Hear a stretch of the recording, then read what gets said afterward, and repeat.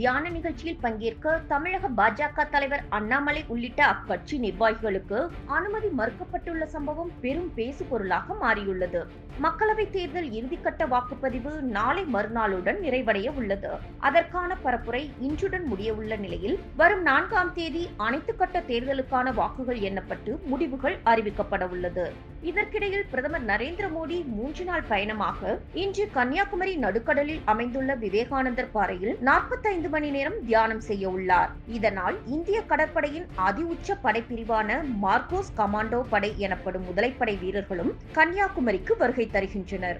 இந்த நிலையில் கன்னியாகுமரிக்கு வருகை தரும் பிரதமர் மோடியை வரவேற்க யாரும் வரவேண்டாம் என தமிழக பாஜகவினருக்கு கட்சி மேலிடம் உத்தரவிட்டுள்ளது. இதனால் மத்திய இணையமைச்சர் எல் முருகன், பாஜக மாநில தலைவர் அண்ணாமலை ஆகியோர் கன்னியாகுமரியில் புக் செய்திருந்த ஹோட்டல் அறைகளை ரத்து செய்துள்ளனர்.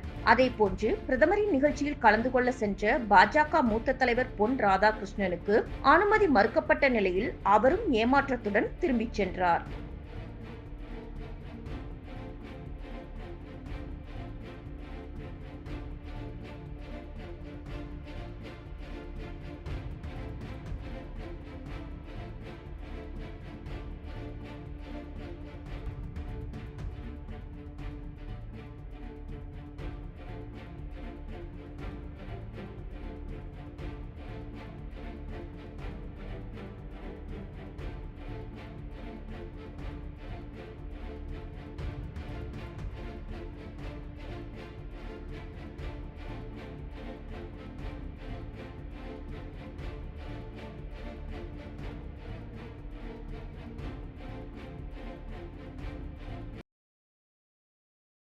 செய்திகளை உள்ளது உள்ளபடி தெரிந்து கொள்ள ரெஃப்ளெக்ட் நியூஸை சப்ஸ்கிரைப் பண்ணுங்க.